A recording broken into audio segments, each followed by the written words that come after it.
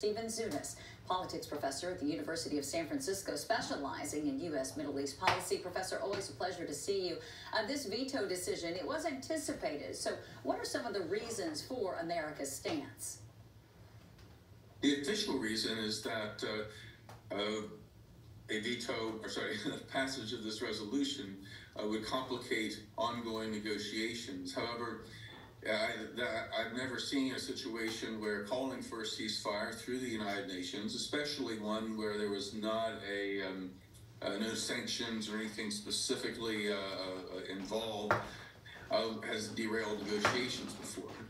Indeed, the main obstacle appears at this point, frankly, to be Prime Minister Netanyahu, who has rejected calls by the United States, by hostage families, and indeed by much of the international community to move forward with the negotiations for a ceasefire that would involve the release of Israeli hostages in return for the release of Palestinian prisoners.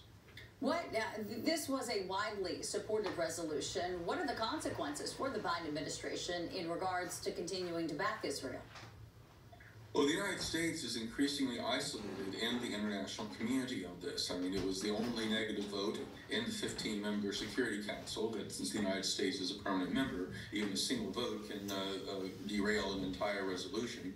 And in a General Assembly resolution, the United States, a couple of months ago, the United States is one of only 10 countries out of the 193 that voted no. So this isolation, I'm getting a strong impression, is really hurting America's credibility in the world. I mean, for example, in Ukraine, we're trying to mobilize the international community to challenge Russian aggression, their violations of international law, their bombing of civilian areas and the like. And yet by supporting Israel, which is also occupying countries and killing civilians and isn't violating international legal norms, this perceived double standard it seems to be weakening the standing of the United States in the world, and it could have some, unfortunately, some negative diplomatic repercussions.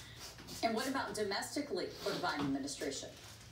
Well, domestically, the administration is also increasingly isolated. While it does have the support of the majority of Congress in both parties, polls show that over 2/3 of Americans do support a ceasefire. Over 80% of Democrats, almost all the mainstream religious Christian denominations, human rights groups, peace groups, and this has led a lot of actually anger from especially younger voters, Arab American Muslim voters, that are threatening not to support Biden's re-election.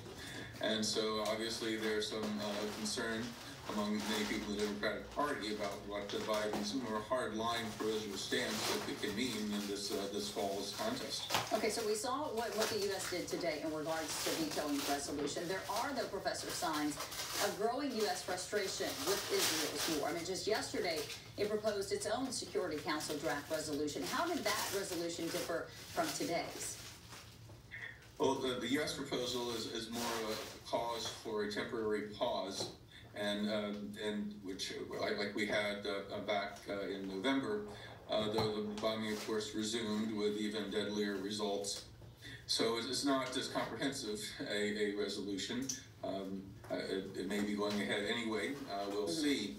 But the question is that there are serious concerns, even putting aside the humanitarian ramifications, whether Israel's assault is actually strategically helping with their objective to eliminate Hamas. We've seen how invasions of countries in the name of fighting terrorism, such as the Soviet invasion of Afghanistan, the U.S. invasion of Iraq, Israel's 1982 invasion of Lebanon, has ended up creating even more dangerous terrorist groups out of the rubble and out of the huge psychological scars on the subjected population. Okay, I want to go back before we let you go and talk about Ambassador Thomas Greenfield's comments a little bit further. She said that her delegation is working on some kind of hostage deal, and that she says she's concerned that the resolution would jeopardize those efforts. It doesn't sound like you buy into that you believe both can happen simultaneously, meaning ongoing negotiations and a ceasefire?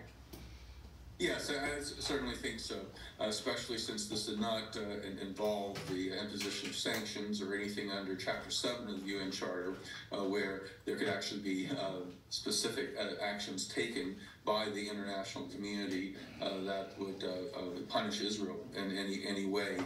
I mean, certainly the hostages need to be released. I mean, that's been very clear from the outset. But presumably part of a deal where Israel has thousands of prisoners, a minority of them, indeed, have engaged in terrorism and other forms of violence. So, though large numbers of them are what most people would consider political prisoners, whose resistance to the Israeli occupation of the West Bank has been primarily nonviolent. And so there's generally most people, including the Biden administration, recognize there has to be some kind of mutual release of these captives, so whether they be the hostages, both the hostages seized by Hamas and at least many of the less dangerous of the prisoners, Palestinian prisoners being held by Israel. Okay, well, thank you again for breaking down what happened today at the United Nations Security Council. We will be sure to follow the next steps here.